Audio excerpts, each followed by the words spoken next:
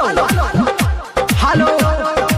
जी हाँ दोस्तों, दिल थाम कर बैठे, आप लोगों के बीच आ रही है एक बंगाल की हसीना धर्मेंद्र निर्मलिया के गाने पर ठुमका लगाने के लिए। एक डीजे वाले भैया थोड़ा लाइट ऑफ कीजिएगा। डीजे सुमित सतीश रैना। सही से छौड़ी नाच, उमर छौआ खन काच। सही से छौड़ी नाच, उमर छौआ खन काच। धके छौड़ा लटक तहुगे, असाते जग तोरा पटक तहुगे, पटक तहुगे, लटक तहुगे, पटक तहुगे, लटक तहुगे। नैता धके छौड़ा लटक तहुगे, असाते जग तोरा पटक तहुगे, असाते जग तोरा पटक तहुगे। ए भैया आगे में जो भी बैठे हैं, ए भैया आप रेजर लाइट का उपयोग ना करें। भैया आप रेजर लाइट वाले भैया थोड़ा रेजर लाइट अपना बंद कीजिए। एना नहीं छोड़ी बैठ, कन्या लहंगा उठा के बैठ। एना नहीं छोड़ी बैठ, कन्या लहंगा उठा के बैठ। ले नाच।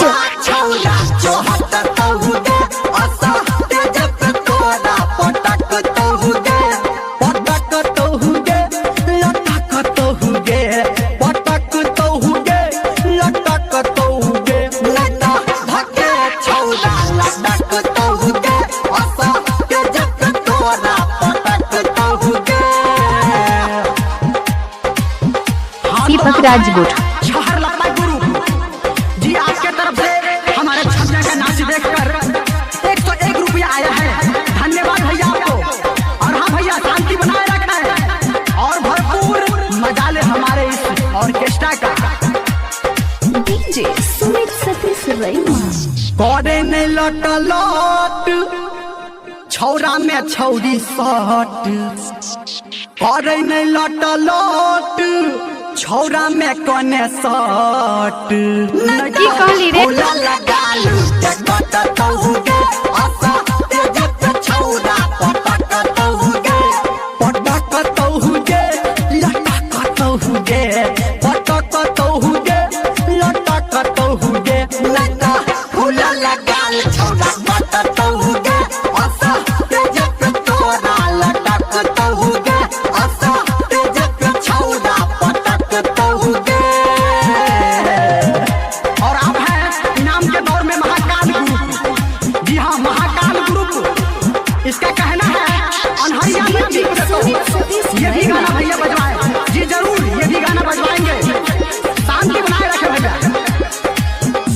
दीपक राजगुट। हमर बात धर्मेंद्र के चल साथ, मानी ले हमर बात निर्मलिया के चल साथ। नैता चोली चरचर फट तहुगे, असाते जग छौरा लटक तहुगे, लटक तहुगे।